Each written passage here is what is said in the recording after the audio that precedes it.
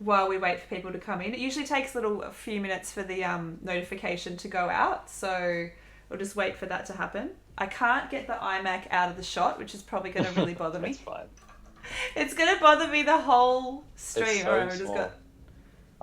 there we go. It's like slightly out now. Are you on Twitter? No.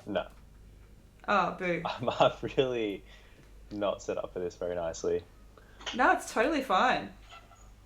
I'll just post a selfie and then hopefully people will come join us. My dog's just joined. Oh, hello. So's mine. Show me your puppy. She's a bit big. Let me see. Oh, is she? Okay. Hold on one sec. Okay. Judy.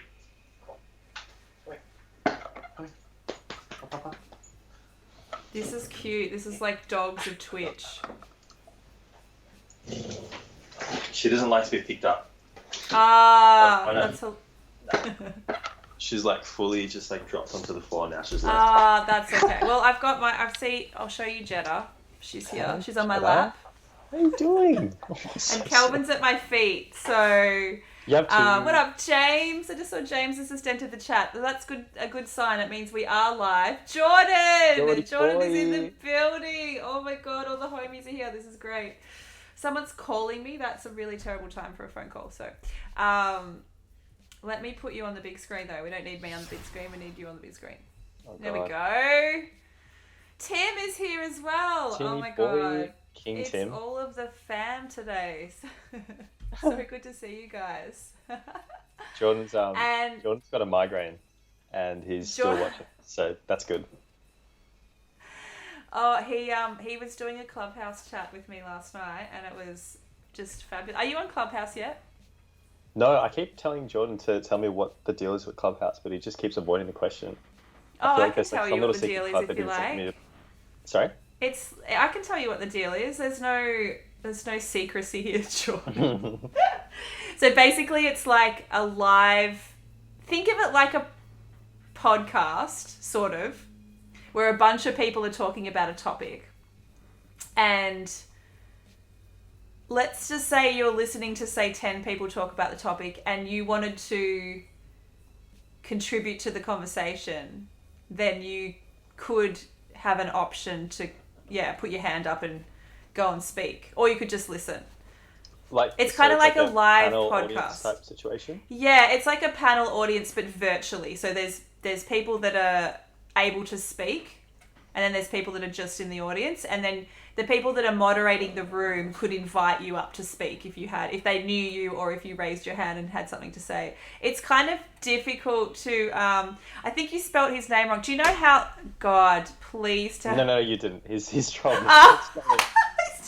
I was like, do you know how much time I took to make sure I didn't do that? I would be like absolutely mortified. I appreciate that, especially considering like family, colleagues, friends. There's lots of people that still don't know how to pronounce or spell either of my names, like first or last. It's just it's just a part of being in a place like Australia, really, isn't it? I feel like that's... It's fine. It's so fine. I think most of my friends, anyone that's got a slightly unusual name, I feel like would get that a little bit. Yeah. So...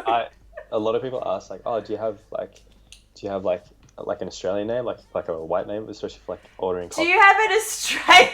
No, and I'm like, I stick with it. Like, I have friends that will choose a different name that's easier, but it's fine. Oh my God. Yeah, Shevin. if you had to choose a name, Shevin. If you had to choose a name though, what would you choose? Probably just go Kevin. I feel like it's the closest. Kevin. Like when people ask how to spell my name, I'll just say it's Shevin. It's just Kevin with an SH, and for some reason that's just like it's like a light bulb moment. It makes a lot more. It's like when people always misspell my name as Hunter, and I'm like, it's like Hunter with a D. Yeah. So I get it as well. And like that's my husband's name, and it's like a German background, So it's like even with the, white names, people struggle. Confusing. My maiden name was actually Italia. So people would always say, "Oh, are you Italian?" And I'm like, "Good guess." Yeah, I see where you came from. Not quite. Like, what else do you think my background would be with a name? Like, people would be like, oh, you Greek. Like, just like dumb shit. You know what it's like growing up in this country. Yeah. You A get lot of all of the people things. don't actually know either what Sri Lanka is, or two, Yes. where it is. Like you could show them a map and they wouldn't know where to put it. So it's very surprising to me when someone like just straight away guesses where I'm Sri from. Lanka. Yeah. What about I guess, confusion with India as well? I feel like that's a common thing. It's like you're just part of the same. Yeah, they same. think there's a lot of people that think that Sri Lanka is to India what Tasmania is to Australia. Like it's just like a state, but it's just off, which is like I can see where you're coming from. Kind of, but, but not really. It is a different country. Like we all went through. Yeah. Like surely it's not that hard. Yeah. I mean, I love that though. I love that comparison to Tasmania though. That is actually hilarious. Like, yeah, it's just like people are all inbred there, and what else they say about Tasmanians? All of the really. Let's not get into that. That's let's not. Subject. Spicy Tasmanian racism. I love it. None of that on this stream. But welcome. It's so good to have you today. I'm hoping that the stream elements, it does look like it's gone out. So we'll probably have some other people. Actually, let me just check with my moderators. That's the last thing I need to do. Yep, and then we'll officially start our interview.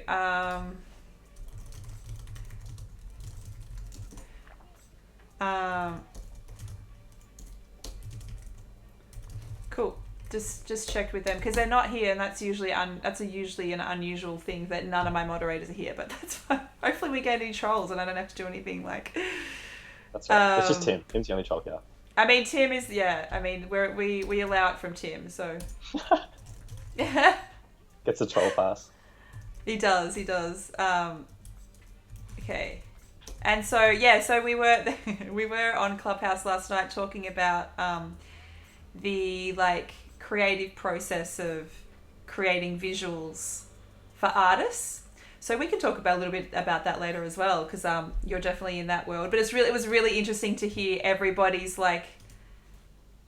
wildly some of my process and Jordan's process was identical, but then you talk to someone like Julia and her process is so wildly different. It's almost like reverse engineering. She's just the way that she collaborates with artists is just on another level, which is you see it in her work as well. So when you say reverse engineer, I know you and Jordan are very, well, I at least know Jordan's process, and it's very meticulous, very well planned, do all the bits to get to the vision, and then finally it's not just what's in the shot as well. There's a lot of post-production as well. With Julia, is it very different to that? No, it's similar in that way, but we rule with fear.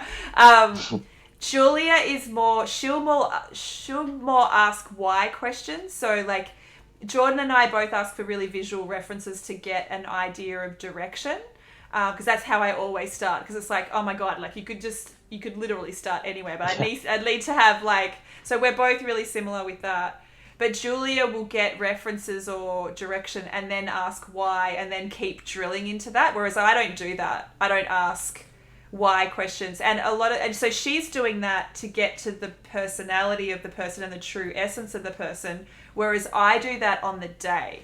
My process is connecting with the person to get to the true essence of them and get it out in the photograph on the day, if that makes sense. Yeah, I think so. It's just that, so interesting. Yeah, right. Okay, that's cool. Especially if it's someone new, if it's someone that I haven't really worked with before, I try and ask a few questions, but I kind of in my brain I'm oh, at what point is this annoying? At what point is this an interrogation? And all how much do they care? But then Julia's would definitely be an interrogation, I think. And she would be very proud of that too. She's just she's going in. And it's just Tell me about your childhood. I found it fascinating, and I her photos are incredible, so obviously that works for her. I think it's so fascinating how we all come to different ways of working with people. Yeah, and what I love is that there isn't one particular way, and obviously you always get questions from people. It's like, oh, how did you come up with this, or how did you get to this point with this person, artist, brand, whatever? But there's no like one way to go about anything. So sometimes it's almost difficult to give advice, because you could ask one person how they do it. Like, yeah, I guess in this case you could ask Julia how she does it. You can ask yourself how you do it. And you're kind of like, what do I do? And what it really just comes down to is like, how do you think? Like, are you more analytical? Are you more visual? Are you more just personality based as well? I think there's like yeah. And so when you say you're somewhere in the middle, do you think you do kind of a little bit of both, sort of? Yeah, I like to just have a pretty good understanding of like why they want to do something. Sometimes people will just be like, oh, I like this, let's just do it. And while on one hand I'm fine with that, I'm, at least like the way I think, I'm kind of like, okay, but like, why do you want to do that? What? Because my assumption is always like that they've already asked those yeah, it's interesting, because I was trying to analyze like, why don't I ask why? I'm kind of like, I get visual references and I'm always like, what, like logistically, how do I create this for them? I don't go too much more into it, but that's that's interesting. I try to get a bit more of an understanding of like the meaning behind a thought or a concept, because sometimes through those questions and through those conversations you'll find out like this reference means this to me because of this, or like, you know, I had this idea with this song and it followed this concept or this idea or this emotion, and then you try to like bring it back to the production and try and think of like, okay, if this is the reference, what if we added this, or what if we changed it slightly? And then it becomes a bit more collaborative from there beyond just the reference. I don't know if that makes sense at all. So yeah, it does actually. And I think also too, because I find Julie, she's so highly conceptual, and I'm definitely not like that. Like, my brain doesn't work like that. My strength is definitely in connection and getting the most out of people on the day, which is why I work really well with creative directors. Like, I think I do my best work when as a creative director that comes on board and thinks of all these high level ideas, because I'm much better at execution. Like, I know how to get those results. So that really works well for me. Whereas there's some people that don't like that. Like they don't like working with other people that come in and bring in all these ideas. Whereas I'm like, bring the ideas, because I don't have the ideas.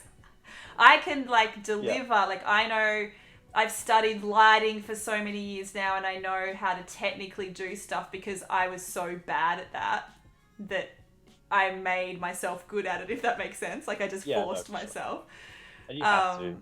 Especially because I had to, because I really sucked at it. So so it's just interesting. I love listening to people's different processes. But I want to go back to the start with you, because like we were just saying, with creative processes, everyone's really different, but also everyone's start in the music industry is so different. Like, there's no one path. Can you give us, like, I guess, a little bit of a taste into how you navigated getting into the music industry? And I'm just going to show some of your photos while we're looking at that as well. Oh, God. I don't know what's going to It's fine. It's just your Instagram. Don't be scared. Yeah, which I don't post to. We're all bad at that, aren't we, at the moment? Yeah. My start... Which one was that? Was that Calvin or the other one? That was Calvin, yeah. My start was in late high school. I got into photography around 15, just using like the family DSLR that was quite new. That was exciting. And just looking at your engagement photos, by the way, you just did recently get engaged, so congratulations. Before we move on, that's I showed my husband, actually. I was like, look at these photos. Like, we don't have anything like this at any point in our 22-year relationship. Do we have? Well, technology's come so far that like that's not a photo, that's just a video screen grab, because my camera stopped taking photos. Look, so cute. I'm so jealous of the capturing of this moment beautifully. Shout out Ange. And is that your friend that was there to capture that? No, that's my fiance. Oh, that's your fiance. Sorry. I was like, the person that shot, I'm like going straight to photography. I'm like, amazing work. No, shout out to your fiance. Yeah, shout out my fiance. Couldn't have done it without her. Amazing. Obviously. She's beautiful as well. Gorgeous. I think so too. Back on. Back to the beginning. Yeah, Back to the beginning. So I knew nothing about music photography when I first started taking photos. Obviously, like just with anyone, you're just so excited by the whole process and all the learning that's involved. And I think when I was about 16, I came across a photographer in the US, and it was more through like portraiture and stuff like that. And who was it? Who was the photographer? Mike Lerner, who was like Justin Bieber's early photographer. And this was like in the days when everyone was on Tumblr. I think Tumblr was like at its hottest. So slowly through that, you come across more and more photographers, and then by coming across that, I was like, oh wait, you can like shoot music. Like I didn't realize that was a thing. Yeah. Obviously, love music for a long time, and it was just so wild to me that there was at least a way. Oh wait, where'd your video go? You still there? Yeah, I know what's happened. My camera just died. Okay. No, it's fine. I just did a podcast, so like just before this, I'm just going to change the battery. Just before this, I just did a podcast, so I knew that was going to happen. I was like, oh god, it's going to die midstream, but I have a backup, so we should be back. Sorry about that. Very, very annoying to have technical difficulties. I'll just pop this back on charge as well. This is what I love about live streaming, by the way. It's raw, it's real, it's happening raw. Now. Actually, I just realised that the battery that I was charging wasn't plugged in, so this one might die in a sec as well. It's raw. It's a comedy of errors, Shevin. Yeah. It's just like... Anyway, please continue. This is great. I'm loving your stories. That's all good.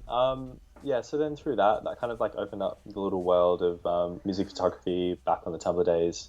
And I was like, how do I do this? Like, where do I start? At that time, I was kind of under the wing of a friend's brother who was a photographer, and he was doing like events and all that sort of stuff. And one of his clients was like an underage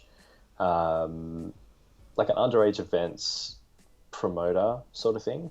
I didn't know where you were going with underage then, but I'm glad you said underage events. As soon as I said that, I was like, I've got to get back to this quickly, otherwise it's going to sound a bit weird.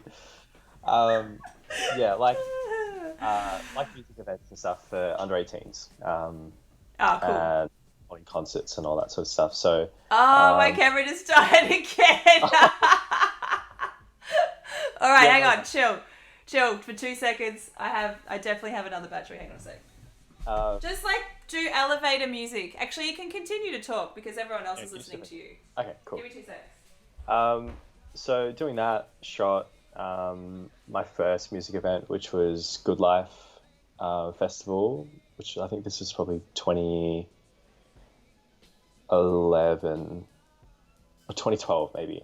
And then that was, I still remember like the excitement of being able to capture, at that time it was just DJs, but still just shooting just like an event of that scale, which is actually at Festival Hall. And since then, I just kept in contact and then got a pass to shoot Good Life Festival this is the year, Jordan, this is the year before Maddie played. Then when I was in year 12, shot Good Life at Flemington Racecourse, which is even more insane to me because it was a full-blown festival with some of the biggest artists in the world. And I actually like looked up that poster the other week. I'm back. It just blew my mind that 17-year-old me got to shoot the biggest artist on for an underage music festival. What year was that? Did you just say 2000? I think it was 2012 or 2013. So I was in year 11 or year 12. Oh my god, amazing! Yeah, so I had no idea what I was doing. The whole time was just kind of just like get there, figure out. I didn't know that I had access to the pit. So I was kind of just like walking around and I saw like a photographer in there, I think, or I don't know, either way, I just kind of just like walked in and then no one told me off and I was like, oh, cool. Sweet. Awesome. This is amazing. This is actually, so I'm in the process at the moment of doing an online course, like a masterclass into music photography, specifically for this reason, because when you start, you don't know anything. Nobody tells you anything. You have to get told off or like get kicked out or something to learn. So I was like, I'm just going to put this all in a document that You have to, because that you can do especially a back then course. as well. Like there wasn't Instagram. That's when I started really, as well. yeah, and Instagram wasn't really like, at least for me maybe, it wasn't a huge platform to connect with people. It was more of like a glorified gallery, at least the way I saw it. So, but even then, Absolutely. I didn't know enough people. I hadn't found enough photographers on Instagram to reach out to and ask these questions, but also I was just so shy and so scared. And I found the photographers that were around back then held their cards very close. Like no one was, it was very competitive. It was very, nobody would share information. Yeah, that's Jordan's just saying it was way less. And I like the older that I got, I'm really old. So, but like the longer that I was in the industry, the more that I wanted to change that, just to be like, why does it need to be like this, you know? Like it doesn't need to be, hi Dylan, nice to see you. Yeah, totally. So back then it was just like trying to figure it out for myself, and bit by bit by just like, all right, I'm just going to do it. And then just do something, and then it's like, okay, no one told me off, cool. And then slowly building up from there, shooting, I realized then, okay, if I want to be shooting more shows, I need to be shooting for a publication, like an online publication. Is that a train? It's a train, I lived on a train line, sorry. Okay, cool, that's okay. Every 20 minutes. Yeah. Williamstown train comes past. Yeah, shout out Williamstown. Shout out Willie. Just dox myself every time, but it's fine. It's fine. It's a pretty long train. It is. It's somewhere on the Frankston. Somewhere on the Williamstown line. No, not Frankston. Frankston is. Frankston. Someone said that yesterday. They were like, "Are you on the Frankston line?" I'm like, "I'm the opposite of living on the Frankston line. So far away from Frankston." Yeah. I know. Sorry. Continue. Anyway, started like reaching out to different like local like Australian music publications and getting myself on the contributors list. Which I'm sure everyone says is probably the most common way to get into the... It's definitely the most common way. Yeah. It's the way that I'm trying to teach people not to do it actually now, but is the most common way.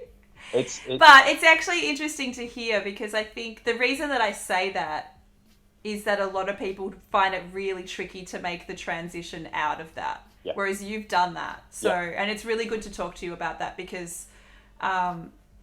I think that's one of I see people get stuck, and that's what frustrates me. Like really good people getting stuck in that publication world, and then they get frustrated, and then they leave, and we lose amazing photographers. Sure. Exactly, and that was going to be what I was going to say next as well. Is while that is a really important route, not just for photographers, but just for the overall music scene, to have the publication pocket thriving, because it helps the artists, it helps the promoters, it only helps everyone, but can be a really tricky trench to kind of get out of. So I was quite fortunate that fairly early on, while shooting a show, got in contact with an artist. At the show, just got talking and liked my work, got on really well, and then proceeded to then just hire me directly. And then still did, I think, maybe the odd publication shoot here or there, but that was just because the publication's like run by friends and it's a good way to shoot the show. But from then I kind of just switched my lens to only want to shoot for artists and I think once you have that experience too, because you know the access, it's because it's all about access in that. It's such a different experience. So once you have that, you're just like, oh, why would I go back to the it's like this the 3 songs and you just become addicted to like, no, I want to shoot the entire show. I want to be on the stage. I don't want to be in the pit. Like that's so I totally feel that for sure. Yeah, I think the last time we shot together in the pit was Hobson back in 2018, Get out. I reckon Are that you was at least serious? 2015 or 2016. Yeah, I remember it was. I think it was just Oh us two, maybe my like one other God. photographer.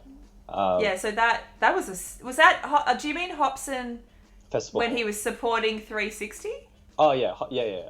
See, I forgot that 360 was there because I was a fan of Hobson at the time. I was like, I'm here for Hobson. I'm not here for anything else. I remember specifically that show. I remember getting a shot, seeing it, and going, holy fuck, this is a banger. Yeah, And being so, like, wanting to quickly shoot 360 because I knew I had this shot and I wanted yes, to edit go it home. so bad. I was like, ah. Yeah. Yeah, I definitely remember that. I feel like I've seen you in a pit after that, though, like more recently. I think that was probably more of a standout time because Yeah. so everyone knows I've been a big fan of Michelle for the longest time. So Wait, I didn't know that. yeah, no, actually, I'm like everyone. I'm sure everyone shares that sentiment. Jordan, Tim, back me up in the chat. They're pretty. The boys are pretty lovely, to be honest. They are. I mean, I feel like in this industry, nah. Tim's like, nah, absolutely not. I feel like we're all fans of each other. That's the thing. Like Yeah. we all have such. This is what I love about the scene now, is there's such beautiful mutual respect, and everyone looks at each other's work and what people are doing, and is just like, oh my God, like it's all like I feel that about everybody. I like it. Yeah, It's awesome. It's so cool. But it's yeah, lovely to and hear. Thank you. yeah, right, just shout out, of course. And going off Jordan's comment before as well, like I don't think it's always been like this, but I felt in the last few Yeah. years, Yeah. I think everyone's kind of realized that it's better to be on each other's team. It's better to have each other's back. It's better to support each other because without it, like no one gains from being negative, from being isolated, from being like closed off and holding these industry secrets because it just Yeah. yeah, it doesn't help anybody. I felt very isolated for to be honest, I really didn't feel quote unquote accepted.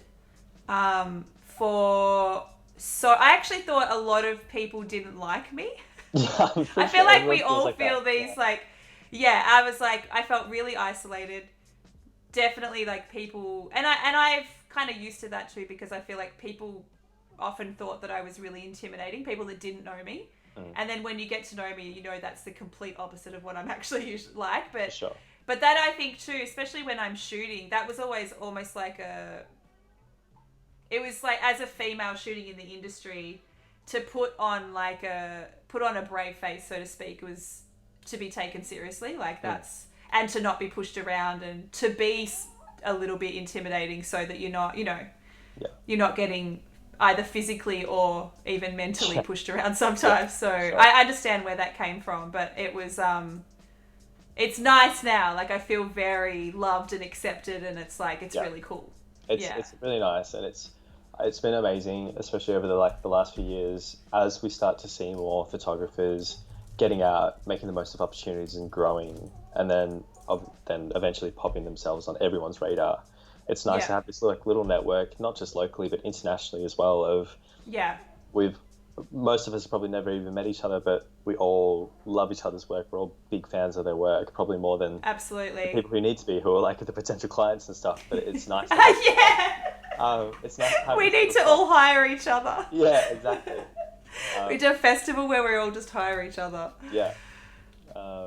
So it's nice, and actually on that, it's nice to have opportunities as well to kind of like, when there is an opportunity, bring your friends and your favorite creators on board. Like doing the FOMO tour last year that was led by Jordan as well was really amazing because the whole crew, like, we're all friends, we're all huge fans of each other's work. So, coming back to the media room and you're not just hanging out with your friends, you're seeing each other like editing amazing content or like coming back with shots you're so excited about, and you're actually excited for each other.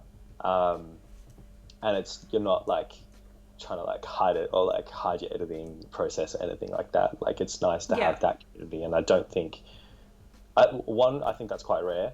Maybe it's an Australian thing, but also two, it's nice to be in a position where we can be like that, where we're friends and colleagues, not necessarily like competitors trying to like fight over the small amount of work that's here in Australia.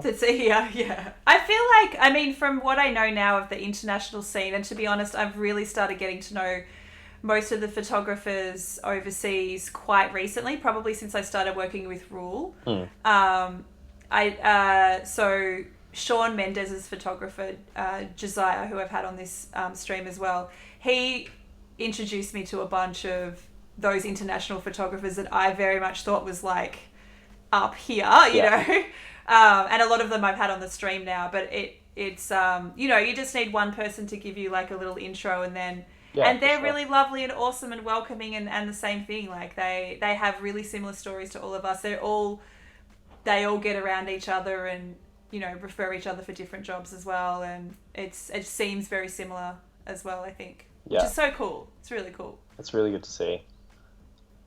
So I'd love to talk about, like, so I guess those early days when you're trying to kind of break out of the publication kind of, I would call it a trap. I wouldn't say that, you know, just people that have publications like Jordan or anything. No, I'm kidding. Yes. No. Or best publication. Best publication, absolutely. Tonight, I agree. It gives so many people opportunities as well. It's actually really awesome. But how did you find like that kind of breaking out of that, and when you have like, did you ever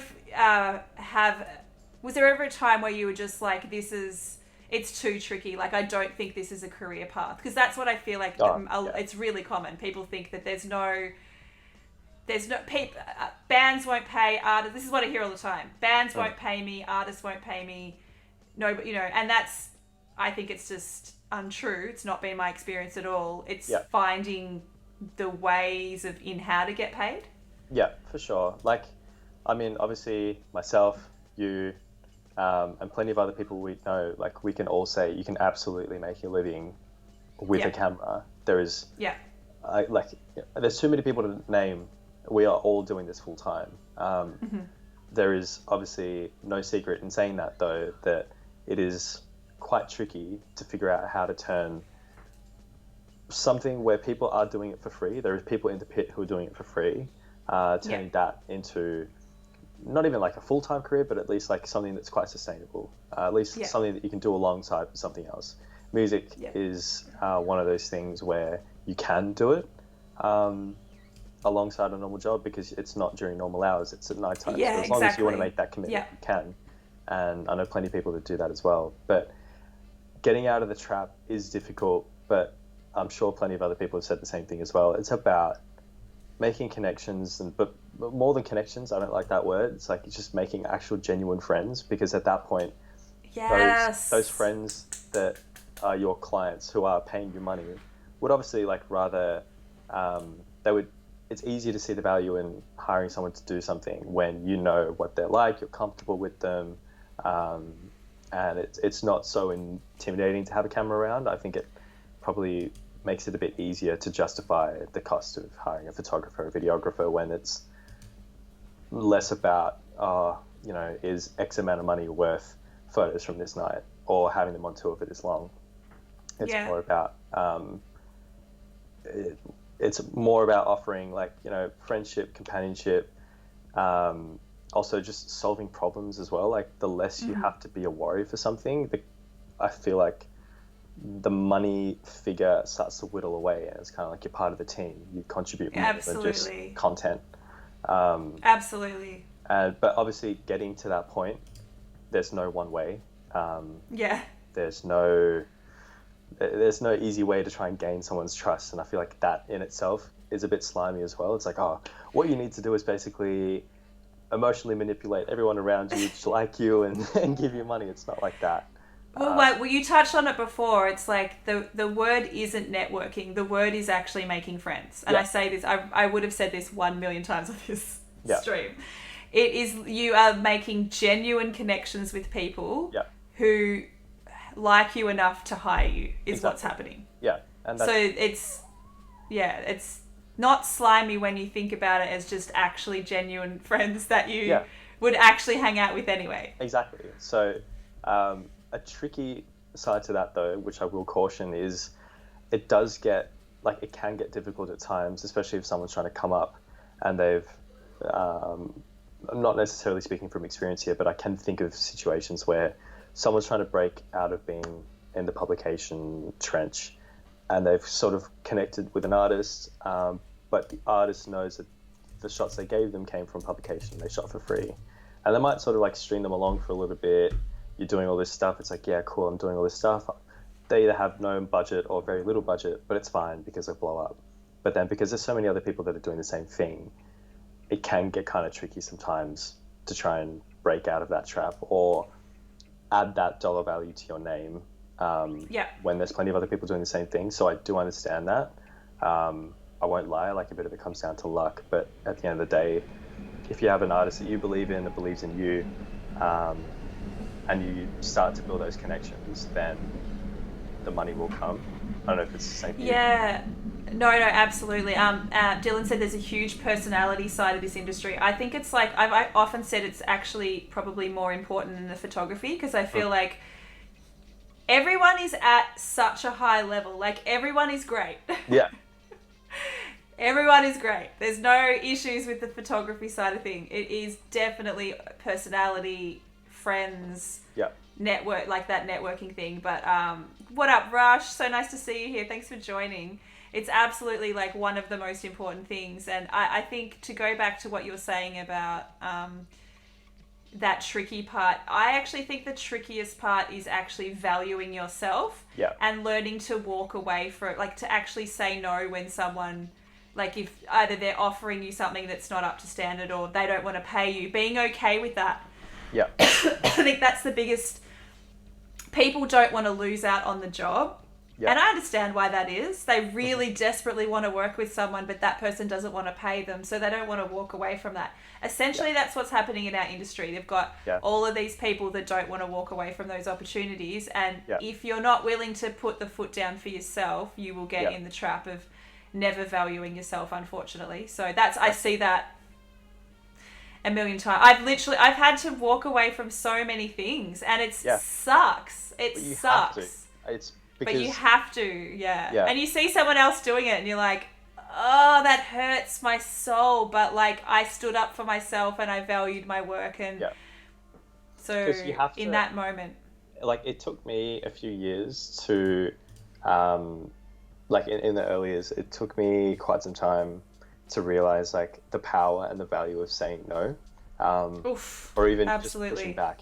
Because especially like when you're starting out, like the advice that anyone starting out would get from everyone is just like, do as much as you can and do it as often as you can.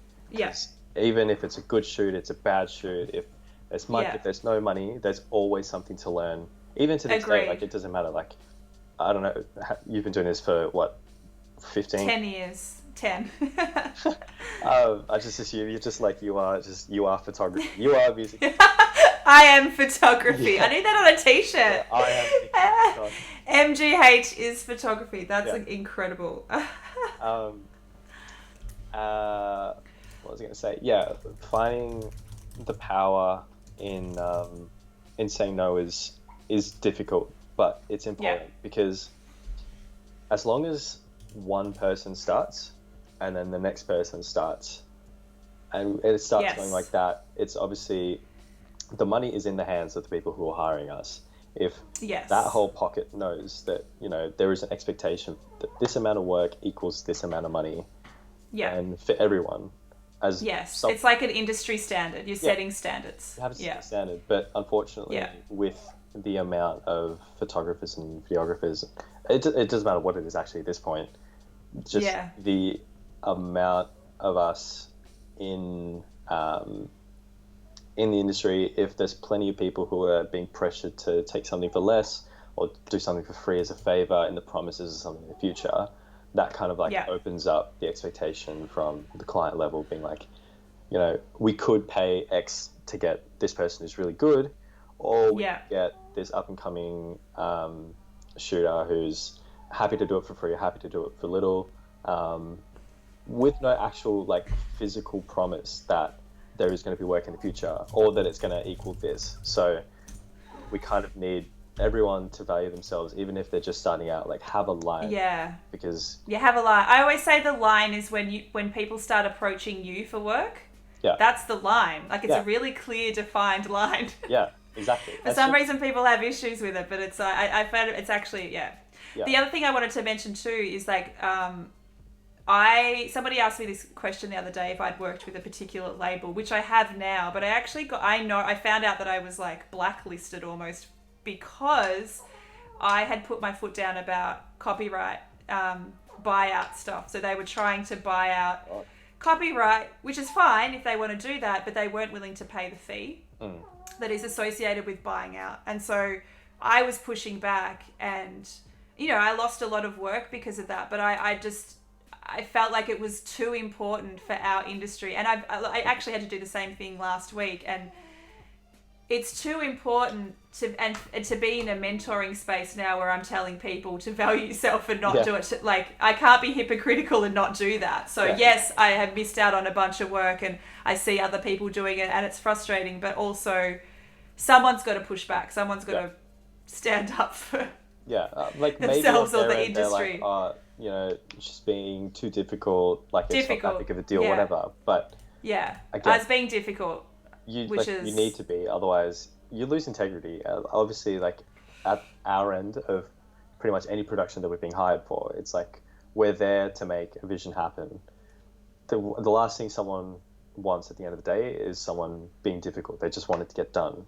But doing things like at the end of the day, like we have a line, we have our own integrity, and beyond the money that we're charging and everything as well, like we have to maintain a level of respect from everyone else. Absolutely. When it comes to like copyright, and when it comes to like payment stuff, I will be difficult. When it comes to working with a client, that's where it's like you'll be the easiest person to work with. Whatever you need is totally fine. But like that, like you said, that integrity stuff I think is really, really important. Like I said, I've definitely lost out on jobs before, like with entire labels before, and it's a shame, but also, and it means that the path was like, so much harder, but I don't know, I feel like it's worth it in the end, because 100%. it actually affects the whole industry, But the flip side of that is that for every client that thinks you're being difficult about something, especially money, usage, whatever, there's going to be someone that does respect that, and respects you putting your foot down as well. Absolutely. And I'm sure you find that, like, for every person or label, whatever, that doesn't want to work with you because of X reason, you've still got so many more people that love you and appreciate you, and not so much just for like the work you do, but what you bring to a project, which is so much more than just your camera. It's a problem solving. It's again, it's just the friendship. It's a trust as well. I think that's probably one of the biggest things. And when you find those clients, and I mean, I don't even like to call them clients most of the time because they are friends, but like really look after those clients, like that's when you like over deliver. You're like, I'm going to give you everything because, you value me, and you go above and beyond anyway. So it's like, it's so weird. It's like, if you feel respected and, appreciated and paid for the time, you're going to be giving so much more anyway. So it works out, Yeah, exactly.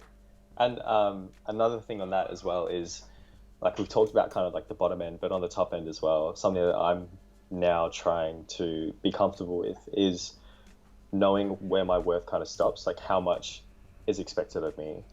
Because I don't know if you're the same, sometimes like when you're doing something, you feel like it's not quite good enough, or you really want to over deliver. So you end up giving so much, or just doing more than what was expected in the first place. But then that also kind of sets an expectation on the high end as well.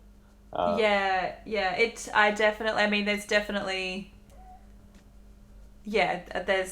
people that I will always do that for no matter what. For sure. I will always over deliver because especially people that believed in me when nobody else, that sort of stuff, the people that backed me or co-signed me at the start, I'm just like, you can get whatever you want. But I totally understand about boundaries and not replying to emails at midnight and stuff, stuff like that, like actually setting business boundaries. because it's like, we are creatives, and in this industry, it's not the same sort of boundaries or professional expectations you get from anything else. But we are like, it's a service industry, so if you hire a plumber to come to your house, they say it's going to cost this much to fix a toilet, and they're going to fix the toilet and they're going to leave. They're not going to quote a price and you're like, oh, can you do it for this? And you'll be like, oh, can you do it for free? And I'll refer you to my whole street. That could actually work if you're starting out, but maybe. If they are experienced, if they've been doing this for 10 years and you say, oh, sorry, I've only got 50% of what you've quoted, they're gonna be like, okay, cool, bye, and they're gonna leave. Catch you later. Or it's like, can you come here and fix the toilet and then paint it black and put flowers on it, and like there's a mirror behind it.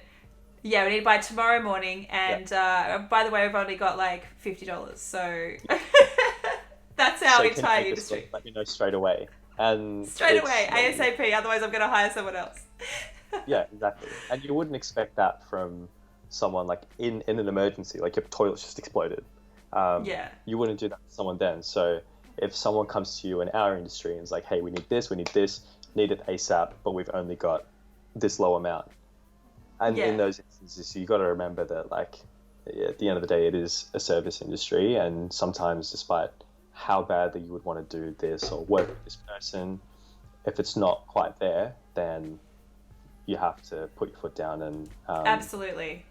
I always say it's intuitive. If you feel in your gut that something, if you're being taken advantage, or you feel it, you're like, this doesn't. I don't know. Maybe that's just me, but I'm like, this doesn't feel. No, it doesn't feel right. So you when it starts to feel not right, you're just like, okay, there's something I'm being taken advantage of or not appreciated in this moment. So need to step back. But we've got you for about another 10 minutes. I really want to ask you about because you do photo and video. Something that I am absolutely allergic to is video. I hate it with a passion. I did it for Rule for about 5 minutes and I absolutely sucked. I cried every day of the tour. Absolutely hated my life. Yeah, it's like, you've got to start somewhere, and everyone's like that. So don't be too hard on yourself. No, genuinely don't want to do it, then that's one thing. But just hate with a passion. But and also now, like, the best thing that happened out of that is that we got Joel, and Joel is phenomenal and is so good. So like, it's great that there's two of us. But did you feel like, have you always loved doing both mediums? Do you like one better? And do you, I guess, see it as an advantage that you're able to do both? In order, I forgot the order, but I can't remember either. I think I started with video when I was like a teenager, just making dumb, stupid videos with my friends. But just absolutely like love the process. I've always like thought that way. I've always loved creating in some kind of way. So it started with video, then photography, and it's always kind of been a bit of both. But when I was starting, it was only photography that I was doing. I also kind of felt like it was easier to do more with the camera equipment that I had back then, if I was just to stick with photography, than trying to like step up and do like really nice videos with the equipment that I had. But over time, especially as I started touring in like the EDM scene and everything, it became pretty apparent that if I want to take a step up, or if I want to sort of separate myself a little bit more, I need to learn video. And ever since then, I've always loved it. I've always loved doing it. But I've also kind of felt that having that up my sleeve just makes me twice as employable. Which it absolutely does. It's true. I thought that at the time. I thought it's like, if I do both, then I'm going to get double the amount of work. But that's not necessarily true. You don't have to do both. You are a perfect example of like, you can just stick to photography. Someone like Jordan. I was very stubborn. Yeah. But you have to. It's like, if you know, like, again, going back to what you said, like, if you feel it in your gut, like, if you think of like doing photo for a show and it's like, I can't wait for it. Yes. Like, they want me to That's my passion, my meaning in life. Yes. Yeah. And then a video, I'm like, I want to die. Yeah. Feels like it's very extreme. Yeah. So with that, it's like, if you know what you love, then it's fine. Yeah. Yeah. But for me, because I was already interested in both, it was more a matter of like, okay, how do I get better? How do I get more video opportunities? But doing both doesn't necessarily mean that your calendar is going to double, your income's going to double. It's very different. But I'd say these days, I'd say 90% of my work is video. Yep. Which is funny considering my Instagram is still Shevin photo. I haven't thought of a better name, so I just kept it like that. But I love both. I love when I'm like in a really heavy video period. I love when I get a photo job because it's like, oh, awesome! I can just rock up. You can just rock up, do a little edit of Lightroom. Or bang! I can go to sleep the same night. Nothing's expected of me. It's in the inbox. Exactly. Invoice sent, money in the bank, happy days. But with video, it's Shevin video. Yeah. But then if I do Shevin video, then the times that I do anyway. I know. What about Shevin Media? You know how people do that? Like, it sounds a bit. It doesn't sound. Nah, don't do that. But yeah, I absolutely love doing both. I'm definitely more invested in video, and I think that's the part that I'm going to keep going down. But when you're doing a lot of one thing, it's easy for people to forget, especially clients, that you are doing the other, because in the time that you're pumping out and focusing on video, there's more people that are out there posting about their photography, so you're more top of mind for photo. And I've watched it happen, and it's fun. But then when you do photos, do photography, awesome. Can you do this? Yeah, it's so interesting because I feel like, especially for touring, you see a lot of touring photographers that do both. And I always felt, I think that's why I tried to do it at the start. I was like, it's gonna mean that I'm way more employable, or they'll keep me on for longer. But all it meant was just that both things were suffering because you can't put as much energy into both. So I'd rather just do one thing really, it's the best that I could possibly do. I put everything into that rather than trying to split my time and learn video and but I've seen people that are great at both, like yourself, and they can make it work, and that's awesome. But there's also, I guess, the thing about if you were doing it on tour, how much energy would go into that? Like, when do you sleep? Like, all of that sort of stuff. Like, there's actually logistics. Not sustainable. I've felt that, and I, for the last few years, been doing both, like photo and video on tour. But touring, like, my main sort of pocket was like EDM sort of stuff, so it's fairly easy. If it was like trying to do band or festival recaps and photos at the same time, like, it is literally that'd be impossible. Not possible. The furthest I've been able to push it is with Running Touch, who's like my sort of day one main project. Shout out Running Touch, shout out Team Running Touch. Yay! But for his shows, especially because he's so energetic and there's so much going on, I would literally be running around with a 5D, just smacking any photos that I can, and an A7S II in this hand with like image stabilizer on, and I'm just like running around, like just trying to get both at the same time. And for him, it works because the crazier, the less polished, the better. But the better. It's just not sustainable. And now I'm like starting to realize, like, okay, I'd prefer to be hired for one, like either photo or video, not necessarily both. And also, I think in terms of value and money as an industry standard as well, I think it's better that everybody has like this one standard price for having an established photographer on tour versus a videographer and stuff like that. But absolutely, I definitely would say that there isn't necessarily a strong pressure to be great at both, because I think the artists that do value live music photography and like tour portraiture and stuff like yourself, it's easy for an artist to be like, oh, we need to get this person because they're amazing at capturing that raw energy, versus someone that can do video and just grab a couple stills. I think it kind of just comes down to what their needs are as well. Like finding the artists that really value that or need, with Rule, it's just like that to have both of us, myself and Joel, makes sense because the need for content or the want for content from his fans is so high. Like that's not the case for everybody. So and also there's some artists, like I've toured with some artists that don't really care that much even about photos, like and it's not as fun to tour with those people. Like the ones that really like care and like will go through your photos and tell you what they love. Like I love touring with those artists. You feed off that as well. You feed off it, so and Rule's really great like that. He always goes through everything and tells me what he loves, and so you start to learn.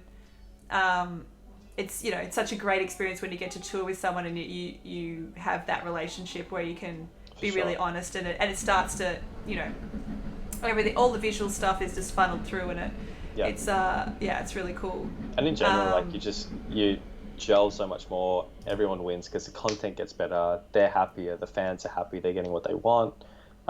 Whereas, like you said, if someone or an artist doesn't really care so much, it's kind of like on every front. It's like, why am I here? Like, what are we doing? Totally. Like Jordan just said here, it's okay to say I'm not the right person for this. That is, I think, one of the biggest lessons as an artist, or to show when you're really comfortable with where you're at. And I love saying, hey, this is not me. Like, especially with portrait work, I'll be like, this is Julia, or this is, someone else. I know this is another great photographer that does something like this. Like, this is not my style at all. And like, sometimes it's great to challenge yourself and be like, oh, I wonder if I could do that. And then sometimes you're just like, I know someone that's going to kill this and it's going to be way more beneficial. That's why I pass your name on to like so many people, because it's just like, look, if you want this done really well, you're so great. This is the person you need. And that referral has been very great, by the way. I'm getting a lot of work there at the moment. So I'm thank you. I wonder if that's to do with that. It's still going, which is great. Bill said that's where it pays to network and know other photographers, not just as competitors, but skill-specific sale leads. Referring someone to a specialist engenders a lot of goodwill. Absolutely, completely agree. And I feel like we're in this community very good at that. Like people being able to know the people that are going to be right and nail that job is amazing. And I won't refer anyone unless I know they're going to like absolutely nail it as well, because that's my reputation as well. Sure. So you've got to have that trust and stuff with people. Another thing as well, I'm not super strict on the hour, by the way. I can keep chatting for okay, cool. You just let me know, because I'll go forever. But it's all good. Like to Bill Nash's point, and then matching that with like a common insecurity that I feel people have about referring people for work, and that sort of feeling that like, oh, I need to say yes to everything, because then if I make everyone happy, then everyone's just going to keep using me. But that's not necessarily the point, because there's going to be times where you'll do something and you're not the best at it, but you did it just to secure that job. You might leave the client feeling like, oh, like, what if we got someone better? Or, it would have been better if we just got someone that specialized in this. Yeah. If you instead be honest with that client, even if it's like a cold lead, like they've come to you for the first time, and you're just straight up with them and say, hey, I'd really love to help you out, but in all honesty, you would be left with a much better product if you went with my friend, yada, yada. But in future, if you're looking for ... which is what you specialize in, they're going to remember that. They're going to appreciate the fact that you went out of your way to think about who's going to help them, and you've helped them in that way. They're going to come back.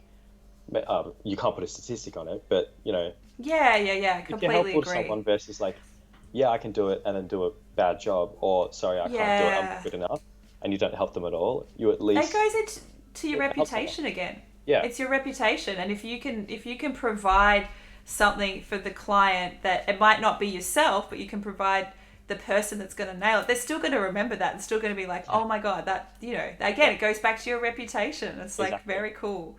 And it helps.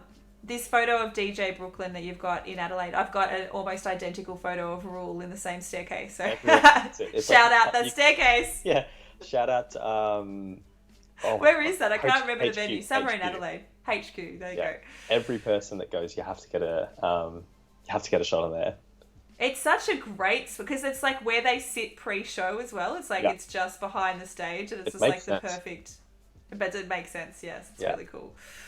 Anyway, we have gone for an hour, so I wanted to talk to you about before you go. What's coming up for you? What are you working on at the moment? What are you excited about? What's making you smile?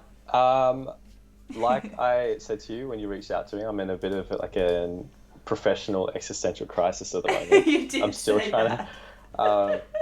Don't worry, everyone is at the right. Pretty much Yeah. everyone that I've approached has said, I've got nothing to talk about. And I'm like, Yeah. yeah, you do. You're awesome. Shut up. You're coming Yeah. on. Yeah, it's been interesting. Like these last few years has just been um, just saying yes to as much as I can, just trying to learn as much as I can. My work is basically split between music and like corporate brand commercial type work. Um, so I'm trying to decide the best way to go about that, especially between the split between photo video. When you think about like the parts are kind of like, go start a production company, start an agency, keep going as just freelance, just trying to like pick my lane. So in the meantime, I'm kind of doing everything at once. Working with, I work with like a few artists quite closely. So whenever stuff pops up for them, doing that. Otherwise, to be honest, I'm just in the middle of like a pretty hectic like corporate slog at the moment. Just trying to get all that Wow, out. corporate life. Get that Life. money though. Let's Yeah, go for it. exactly. You got to do it because Sometimes you got to put your head down and do that stuff, you know. yeah, exactly. And yeah, Jordan knows very well on like an almost daily basis how that's all going. But it's going great. Like I love and appreciate all the people that I work with. But for now, I'm excited because going to Brisbane on Saturday for Dollas headline show. So it's great to get the band back Cool. together and get touring happening slowly but surely. Slowly, Uh, yes. it's a, I'm sure it's like a bit of a weird time where state by state it's completely different live music rules. So it It's makes it's impossible for most people to tour at the moment. yeah It makes it what really difficult, especially for I should say, yeah bigger artists. for And sure I'm almost exclusively working with Rule when it comes to touring stuff anyway. So yeah it's impossible for him to do the shows. He was doing. The next step would have been smaller stadiums for him. Like yeah he's already done all of the bigger venues, the 5,000 venues. So it's like yeah. it's tricky to When do you get to much. that point as well, it's like there's no point. Like for a lot of artists, like why would I do an 8,000 cap venue when I can only sell a third of the tickets? So it's like, Yeah, the money's the same, but at that point, it's like there's so many more costs. so many more costs. Yeah. So So for them, you it might just have doesn't to make do sense. 3 shows to get paid once, which doesn't really Yeah, make sense for the because the crew band behind the scenes doesn't change. no, Like no, to put on a stadium show, it costs so much more than to do like those larger just yeah, venues. yeah, But the ticket sales will be the same. So yeah, it's completely exactly. understandable, but I think a lot of fans struggle to understand that aspect of it. They're like, oh, why can't you Agreed. just do a smaller show? It's like, well, even if you do it in a smaller venue, the capacity is reduced even more, and the cost Yeah, the show on well, especially after a year away, I'm sure more artists are just more keen to just come out all guns blazing. Um, I'm sure they're just feeling like, well, what's the point in doing it now? What if we just wait a little bit longer we when just wait a little bit longer. I it's think. I think out? that's what everyone's feeling. It feels like that. Everyone's just yeah. It's so tricky. It's actually devastating to see, and I think too the thing that's most frustrating for our industry is that the rules aren't the same for other industries, and Yeah, that's what's frustrating. yeah, And so we just want consistency and be able to do what everyone else is able to do. Um, Looking at you, sport industry, uh-huh. it'd be great to. And I had a big tweet rant the other day, and people were like arguing with me, and every single thing that they said, I had a comeback for. I was It's like, like, nope, what are you doing? nope, Yeah, nope. yeah. It's like You're wrong. You're wrong. This it is doesn't make any why. sense. Yeah, it I doesn't. don't It know if you actually saw it. doesn't. Ben Dennis, Yes. Peking Ducks Love. manager, Oh my god. Love just him. We absolutely talk all the time. yeah. We're always like it's me. We're always like we can't change the world, but you go on Facebook and I'll go on Twitter and Yeah, we'll we'll rant. link, yeah. Uh, but you need to. It's like, and We like need to. that, that post summed it up perfectly. If anyone hasn't seen it, I'm sure, Yeah. I'm sure you probably didn't.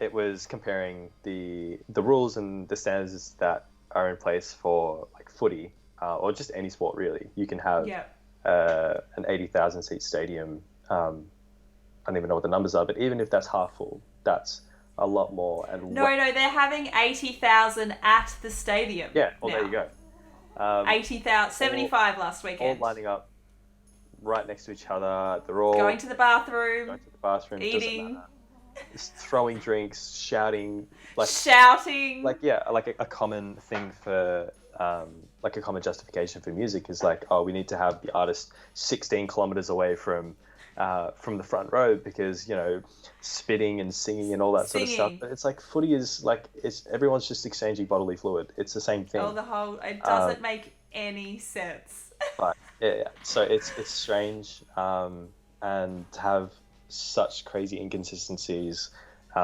state by state as well. I think it's going to be quite a bit of time until we see safe strings of shows that are happening. Yeah, I agree. In place every this night. Is why the vaccination rollout is so important, and it's just like why it's so frustrating that they've fucked it up so bad. I've had to actually disengage because it upsets me so much. Yeah. I have to not look at the daily vaccination. Oh, they vaccinated 3,000 people this week. Okay, well that's going to take us 25 years to vaccinate this whole country. So I can't look at these numbers anymore because my brain starts to like extrapolate and I'm like, oh my God, they're not ramping up. Yeah. It's not getting better. Yeah.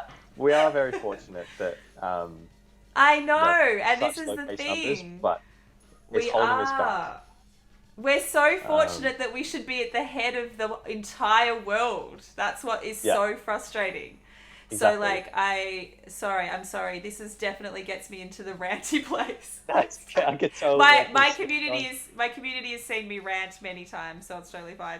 But yeah, it's frustrating. But yeah, I think hopefully, fingers crossed, like you said, we've got so much to be grateful for and we are able to do so much other work. Jordan had a great comment. He said, you were saying that you don't have anything to talk about, but you're constantly teaching Jordan and helping him grow every day. That's very sweet. It's very cute. I love like how much we all chat in the community and just like help each other out. And, you know, there's little friendship groups and stuff. It's like, it's really lovely. It's super awesome. It's good to grow that way as well because there's so much that I don't know that someone else will know. And then there's stuff that they don't know that someone else will know. And slowly, bit by bit, what we're all learning from each other ends up passing around anyway. It's like a collective intelligence of the whole industry together. Like we will. And what I think a lot of people take for granted as well, outside of the industry is like a lot of people, you know, that I will talk to when I mention what I do. I feel, you know, almost kind of embarrassed to say it because I know that when I say, oh, I'm a photographer or I'm a videographer, it's like, oh, cool. So so am I. I have like a Canon 500D at home. I love taking photos of, I don't know, birds or flowers. It's like, oh, so you love, or flowers.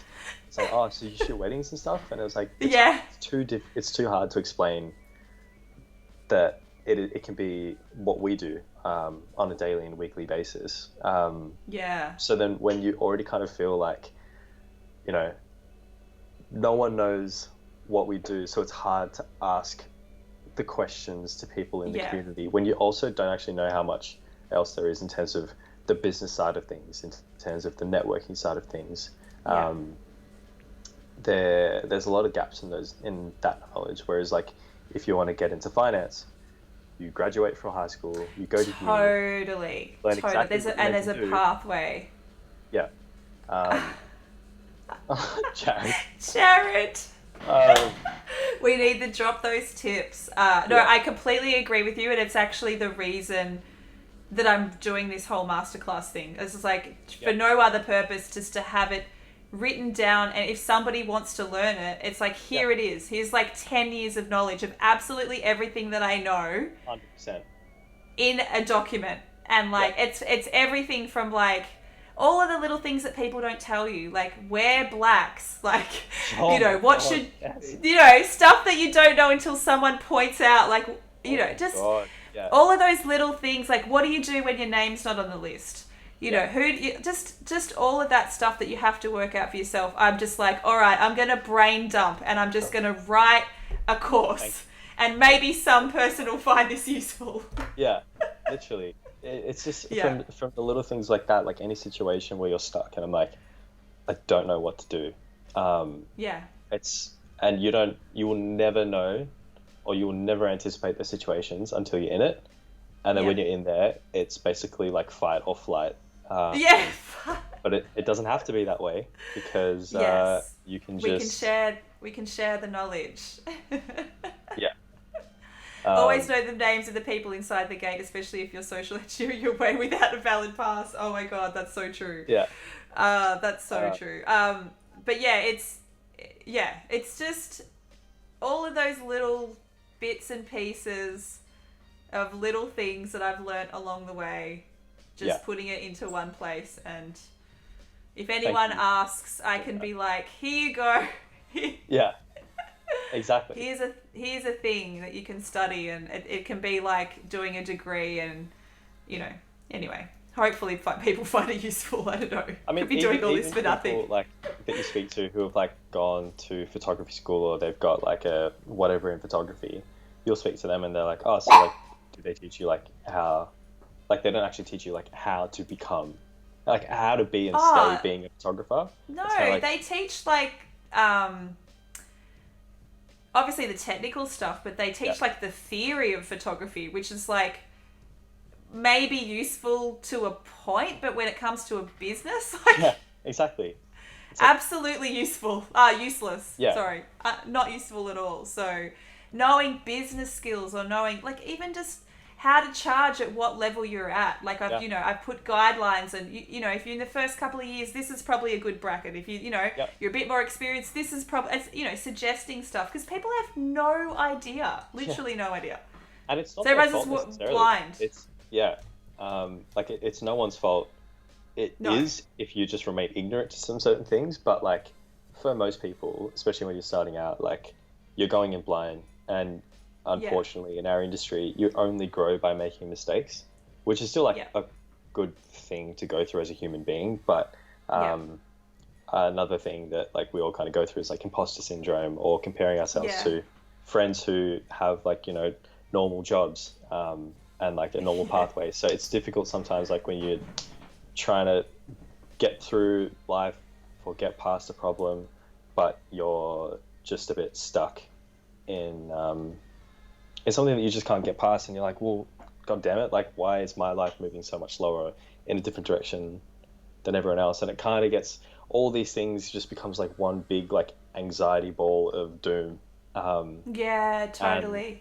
And I think it's important for people to realize that they can just reach out to people. I don't know how many photographers we have in here right now, but like especially on the business side of things, or any advice at all, like I'm always here to help in that way. And I think it's important for people to be open about it, because at the end of the day, like we're not all fighting over the same exact job. We're not all fighting over the exact same client. I mean, we even did it like when you referred the client to me, like even having those conversations just to go, hey, like what would have you charged for this? I don't want to like undercut you or like be so expensive that I price my, like where are we, like just having those open conversations are so 100%. Important. Like it's really, really like, I love having that open dialogue, and just, like I said, it's always been an open door policy, which can get really overwhelming, but it's, places like here and having Twitch and the community has been, it's great to be able to funnel people to where there's more information and more people to learn about and all that sort of stuff as well. So 100%. Grow the community. Let's all win. Let's all winning. Well, that's an awesome place to finish the conversation, I think, on winning. Thank you so much. It's been so lovely to chat to you today. I really, really appreciate it. Oh, no, you're super welcome. I'm glad that I talked you into it. If you guys want to hang around for a bit, I will hang around for probably about 10 minutes or so. I killed it. You did kill it. But we'll say goodbye to Shevin. I super, super, super appreciate it. It was such a great chat. I just want to take a photo of us real quick. Okay, cool. Hang on. Cool. Thumbs up. Thank you. W's in the chat. Dubs in the chat. Let's go. I love it. Let's go. Well, I hope you have a lovely afternoon. Whatever you're doing. I know you've got some work to do, but super appreciate you you hanging out for a bit. But yeah, if you guys in the chat want to hang out for a bit more, just going to let you know what I'm doing for the rest of the week. But we'll say goodbye to Shevin now. Catch you later. Bye. You're the best. Talk to you really soon. See ya. Bye.